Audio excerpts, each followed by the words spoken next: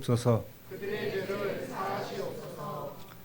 지난주 우리는 여호와의 편에 있는 자라는 제목으로 이스라엘 백성을 구원하기 위해 애쓰는 모세의 모습과 또 조상 야곱의 심기를 건드린 죄로 저주받았던 레위 지파가 하나님 편에 서서 우상 숭배의 죄를 저지른 이스라엘 백성을 쳤을 때 그 사건으로 인하여 이들은 하나님의 소유가 된 일들을 우리가 찬찬히 살펴보았습니다.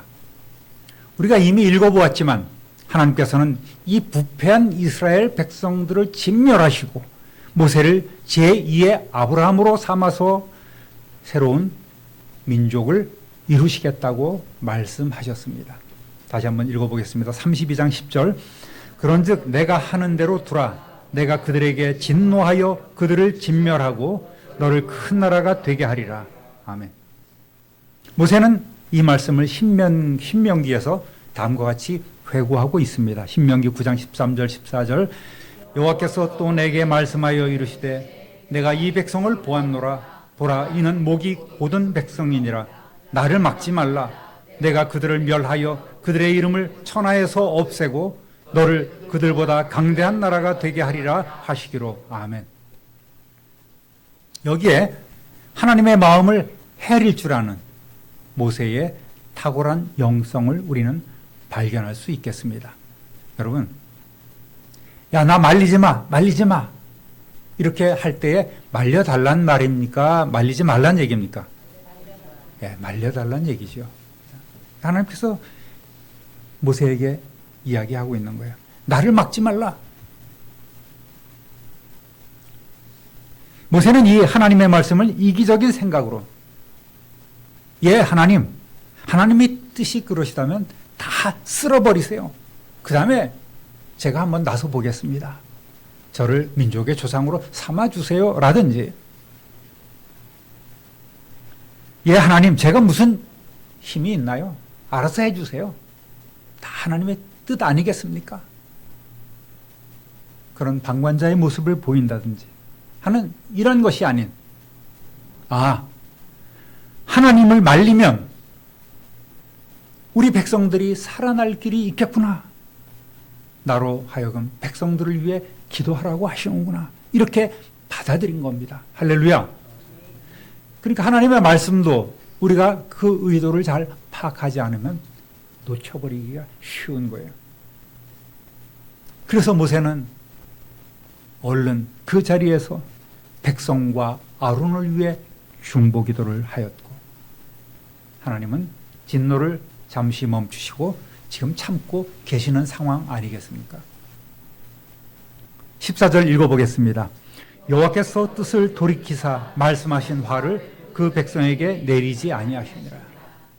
다 쓸어버리지 않고 하나님께서는 뜻을 돌이키사 잠시 참고 계시는 거예요. 인내하고 계신 겁니다.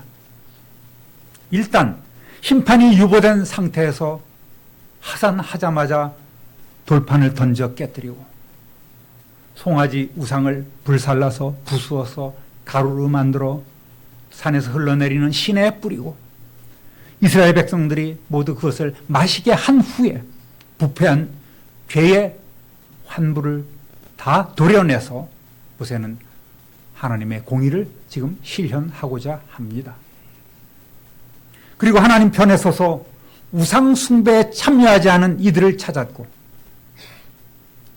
레위 지파가 나서자 이들에게 우상 숭배자를 가려내서 형제든 친구든 이웃이든 가차없이 죽일 것을 명령했지 않습니까? 이에 칼 잘 쓰는 칼잡이 이 레위 지파는 칼을 들고서 주동자요 모세의 책망 후에도 회개하지 않고 계속 하나님과 모세를 대적한 자들 3,000명을 죽임으로써 하나님께 헌신했습니다. 그러나 그것으로 모든 죄값이 치러졌고 하나님의 징벌이 끝난 것이 아니었습니다. 이스라엘의 우상 숭배는 하나님과의 관계에서 심각한 파괴와 손상을 초래하였습니다. 하나님과 맺었던 그 모든 언약들이 조약들이 완전히 깨지고 말았던 겁니다. 관계 회복과 또 관계의 복구는 이제 첫 단계에 불과한 겁니다. 왜냐하면 하나님을 경노하게 한 사건이 한두 번이 아니었기 때문입니다. 이번에도 용서해주면 또 그럴 거 아니야. 하나님은 그런 생각을 하셨을 거예요. 신명기 9장 24절 읽어보겠습니다. 내가 너희를 알던 날부터 너희가 항상 여호와를 거역하여 왔느니라. 오죽하면 모세가 이렇게 표현했을 거예요. 광야 40년 생활을 마치고 하나님의 부름받아서 보냄을 받아서 동족 이스라엘을 찾아갔을 때부터 그들은 항상 여호와를 거역해 왔다고, 그렇게 부패해버린 백성이라고 모세가 지적하고 있는 거예요. 출애굽한 이후에도 하나님과 동행하면서 하나님의 그 놀라운 은혜를 체험하면서도 늘 불평하고 의심하고 반역하였음에도 그래도 하나님께서는 그들을 보호해 주시고 이끌어 오셨지 않습니까? 그런데 이렇게 결정적인 우상 숭배 사건에 휘말리게 된 거예요. 백성들에게 율법까지 주셨고 백성들은 2번씩이나 우리가 그 말씀을 준행하겠습니다. 잘 지키겠습니다. 이렇게 서약했음에도 이스라엘 백성이 저지른 이 시내산 금송아지 숭배 사건은 결정적으로 그들을 향한 하나님의 마음을 실망시켰고 하나님의 마음을 변하게 한 겁니다. 정말 싹수가 노란, 아주 그러면서도 교만하기 그지없는 목이 곧은 백성이었습니다. 그러면 하나님께서 이들을 진멸하시겠다고 선포하셨음에도 불구하고 과연 그것이 하나님의 진짜 뜻이었을까요? 따라합니다. 중보기도를 원하시는 하나님께. 아니죠. 사실은 하나님께서는 당신의 백성을 진멸하기를 원치 않으셨습니다. 그래서 하나님께서는 백성들을 용서해 주실 구실을 여전히 찾고 계셨고, 나 말리지 마. 넌지시 모세에게 중보하도록 하신 겁니다. 중보라는 건 가운데 중자에 또 지킬 보, 도울 보자를 씁니다. 가운데 서서 좀 도와라. 두 사람을 양쪽을 다 만족시켜라 라는 그런 의미를 갖고 있죠. 사전적인 의미에서 중보라는 것은 두 사람 사이의 일이 잘 되도록 주선하는 것을 말하는데, 우리 신학적으로는 하나님과 사람 사이를 화해시키고 또 하나님과의 그 교제를 잘 유지하도록 하는 일을 말합니다. 대표적으로 예수 그리스도께서 사람의 몸으로 오셔서 모든 인류의 죄를 대신하여 죽으심으로 하나님과 인간의 관계를 회복시키신 일이 바로 중보였습니다. 디모데전서 2장 5절 읽어보겠습니다. 하나님은 한 분이시요 또 하나님과 사람 사이의 중보자도 한 분이시니 곧 사람이신 그리스도 예수라. 그러니까 이 모세의 사역은 이 중보 사역의, 예수 그리스도 중보 사역의 그림자에 불과한 거예요. 오늘 우리가 중보 기도를 하지만은 이것도 우리는 예수님께서 우리를 위하여 행하신 그 중보 사역의 하나의 작은 부분에 불과하다는 말씀입니다. 아하, 하나님께서는 백성을 멸하기를 원치 않으시는구나. 이렇게 뜻을 알아차린 모세는 바로 시내산으로 다시 올라갑니다. 이때가 7번째 등산이에요. 출애굽기 32장 30절 읽어보겠습니다. 이튿날 모세가 백성에게 이르되 너희가 큰 죄를 범하였도다.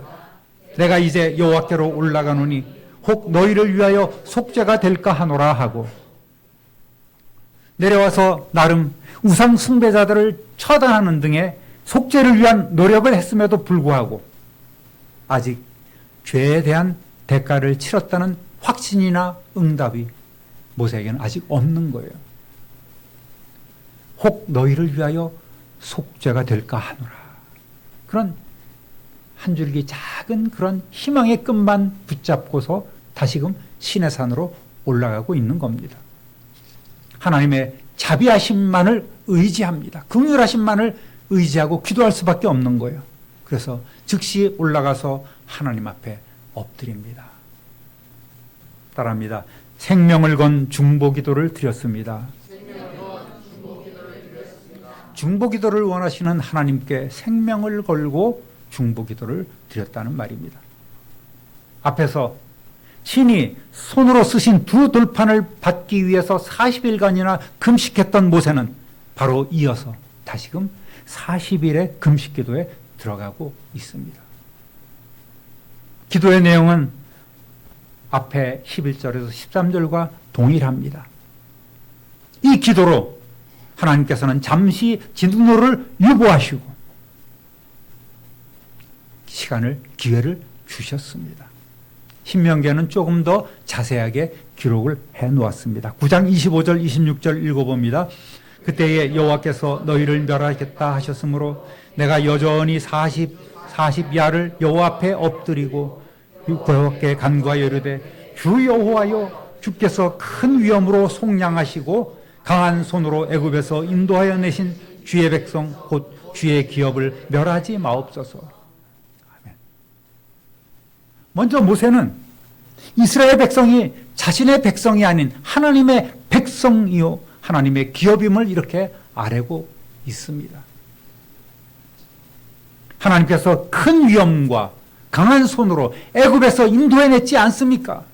그런데 죄를 지었다고 이렇게 진멸하시겠다고요? 아니지 않습니까, 하나님? 이렇게 다시금 기도하고 있는 거예요. 27절부터 29절까지 읽어봅니다. 주의 종 아브라함과 이삭과 야곱을 생각하사 이 백성의 완악함과 악과 죄를 보지 마옵소서. 주께서 우리를 인도하여 내신 그 땅 백성이 말하기를 여호와께서 그들에게 허락하신 땅으로 그들을 인도하여 드릴 만한 능력도 없고 그들을 미워하기도 하사 광야에서 죽이려고 인도하여 내셨다 할까 두려워하나이다. 그들은 주의 큰 능력과 표심팔로 인도하여 내신 주의 백성 곧 주의 기업이로소이다 하였노라. 아멘. 하나님, 우리 조상들과 언약을 했지 않습니까? 우리 조상들로 하여금 큰 민족을 이루겠다고 하나님께서 말씀하셨는데 하나님께서 그 후손들을 이렇게 죽여버리신다고 하면 하나님은 우리 조상들과 맺은 그 언약을 하나님이 파기하시는 것 아닙니까? 그렇게 또 기도를 하는 거예요. 또 하나님, 만약에 여기서 하나님께서 우리 백성을 다 죽여버리신다면 우리를 광야로 보낼 수밖에 없었던 그 애굽 사람들이 우리를 어떻게 조롱하겠습니까? 아이고 여호와 여호와 하더니 자기 백성이라고 다 끌고 나가더니 광야에서 다 죽여버렸네. 웃기는 신이네. 이렇게 조롱할 것 아닙니까? 조롱도 용납해서는 안 됩니다 하고 이렇게 기도하고 있는 거예요. 하나님의 영광을 위해서 하나님의 이름을 위하여 분노를 그치시고 우리에게 화를 내리지 말라고 간구하고 있습니다. 80이 넘은 고령에 계속되는 금식으로 인하여서 모세는 너무너무나 지치고 힘든 시간을 보내고 있습니다. 이스라엘 백성들의 죄를 자기 자신이 지금 지고서 하나님 앞에 있지 않겠습니까? 무엇보다도 하나님의 진노로 인한 이스라엘 백성의 멸망에 대한 두려움으로 고통 가운데 하나님께 울부짖고 있는 거예요. 출애굽기 32장 31절 32절 본문 읽어보겠습니다. 모세가 여호와께로 다시 나아가 여짜오되 슬프도소이다. 이 백성이 자기들을 위하여 금신을 만들어 싸우나 큰 죄를 범하였나이다. 그러나 이제 그들의 죄를 사하시옵소서. 그렇지 아니하시오면 원하건대 주께서 기록하신 책에서 내 이름을 지워 버려 주옵소서. 무조건 들이대는 거예요. 하나님, 어쨌든 살려주십시오. 어쨌든 우리의 죄를 용서해 주세요. 들이대는 겁니다. 때로 기도는 이러한 기도가 필요한 거예요. 모르겠고 하나님, 무조건 살려주세요. 그렇게 기도하는 거예요. 모세는 특히 자기 이름이 생명책에서 지워달라고까지 하면서 통곡을 하며 하나님의 긍휼하심을 구하고 있는 겁니다. 하나님, 우리가 비록 죄를 지어 구제받을 길 없는 백성이지만 용서가 하나님 아버지의 뜻이라면 이제 죄를 용서하여 주옵소서. 원치 않으신다면 주님께서 기록하신 책에서, 생명책에서 저의 이름을 지워주십시오. 이렇게 기도하는 겁니다. 모세를 보면 어떻습니까? 지도자로서 탁월하죠.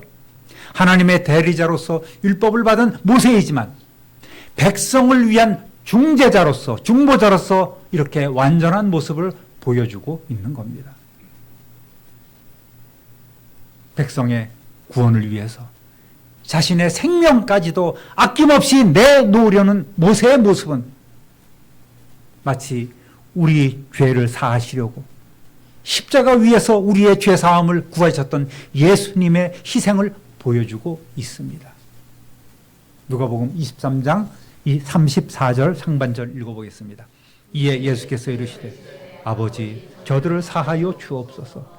자기들이 하는 것을 알지 못함이니이다 하시더라. 아멘. 자신을 십자가에 못 박아 죽이려는 그들까지도 용서해달라고 기도하는 예수님의 모습입니다. 이러한 모습은 또 바울의 모습이기도 합니다. 로마서 5장 9절 읽어보겠습니다. 나는 육신으로 내 동족인 내 결애를 위하는 일이면 내가 저주를 받아서 그리스도에게서 끊어질지라도 달게 받겠습니다. 세번역 성경으로 우리가 읽어보았습니다. 내 동족, 내 결애를 위하는 일이라면 내가 저주를 받아서 주님께 끊어질지라도 달게 받겠습니다. 성도 여러분, 우리의 가족이나 이웃을 위한 기도의 자세 또한 이런 모습이 되어야 합니다. 나라와 결애까지는 우리가 다 책임지진 못해도 자녀나 가족을 위해서 또 우리 이웃을 위해서 목숨 걸고 기도하고 계시는지 모르겠습니다. 저 역시 우리 성도님들의 일이 마치 내 일인 것처럼 생각하고 최선을 다해 중보 기도를 하고 있는지 돌이켜보면 많이 부족하고 또 모세처럼 바울처럼 생명을 걸고 기도하지는 못하고 있음을 고백합니다. 그러나 여러분, 적어도 내 남편, 내 자식들, 우리 가족 구원, 내 일과 권속들, 내 친구들, 가까이 있는 사람을 위한 기도는 우리가 이렇게 하나님 앞에 매 달려야 합니다. 물론 우리의 의지로는 할 수 없겠죠. 하지만 천사가 예수님의 기도를 도와주었던 것처럼 성령께서 우리의 연약함을 아시고 도와주심으로 우리는 할 수 있습니다. 할렐루야! 그런 기도를 우리가 하나님 앞에 드려야 되는 거예요. 이 나라와 백성, 또 가족, 자녀, 선교지를 위해서 뜨겁게 눈물을 흘리며 중보하시는 저와 여러분 되시기를 우리 구주 예수 그리스도의 이름으로 축원합니다. 따라합니다. 응답해 주신 하나님. 이렇게 생명을 건 모세의 기도에 하나님께서는 응답하셨습니다. 33절 34절 읽습니다. 누구든지 내게 범죄하면 내가 내 책에서 그를 지워 버리리라. 이제 가서 내가 네게 말한 곳으로 백성을 인도하라. 내 사자가 내 앞서 가리라. 그러나 내가 보응할 때에는 그들의 죄를 보응하리라. 아멘. 이스라엘 백성 대신에 자기의 이름을 지워달라는 모세의 기도에 아니야. 하나님께서는 범죄하는 자가 대가를 치를 것이라고 말씀하십니다. 우리의 모든 죄를 용서해 주신 예수님과는 달리 우리의 인생은 그저 자신의 행위에 따라 죄값을 치를 뿐입니다. 죄인인 우리가 죄인인 이웃을 위하여 죄의 대가를 치를 수는 없습니다. 오직 우리 구주 예수 그리스도만 할 수 있는 일입니다. 그리고 하나님은 모세에게 다시금 사명을 부여하고 계십니다. 알았다. 이제 너는 백성을 인도하여라. 내 천사가 너희를 인도해 줄 것이다.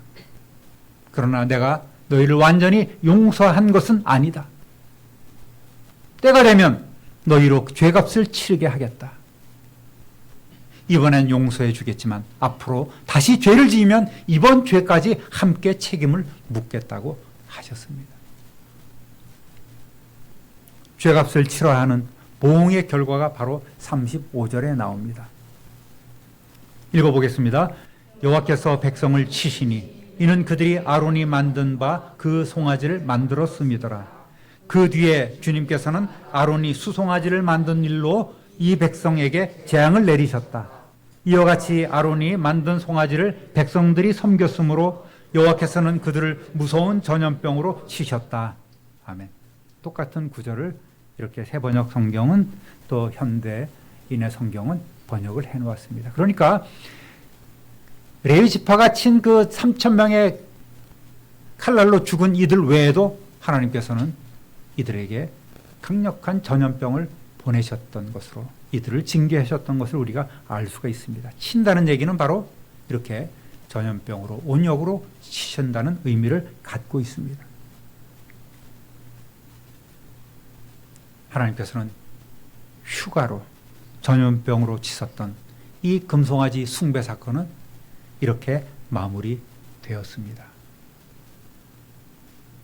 사랑하는 우리 참빈누리교회 성도 여러분, 이처럼 하나님의 공의는 반드시 죄값을 치러야 합니다. 하나님의 공의는 우리의 죄값을 요구하고 있습니다. 대가를 요구하고 있습니다. 구원받은 우리는 하나님 앞에 늘 성결을 유지해야 합니다. 끝없이 패역하고 불순종하고 불만 터뜨리고 원망하는 그런 모습을 하나님 앞에 보여서는 안 됩니다. 우리 역시 아무 공로 없이 죄사함을 받았지만 우리는 청지기로서 사명의 십자가를 짐으로 대가를 치르고 하나님을 만족시켜 드려야만 합니다. 특별히 우리 가족들뿐만 아니라 이웃과 선교지를 위한 중보기도로 더욱더 헌신하시는 저와 여러분 되시기를 우리 구주 예수 그리스도의 이름으로 축원합니다. 축원합니다. 축원합니다.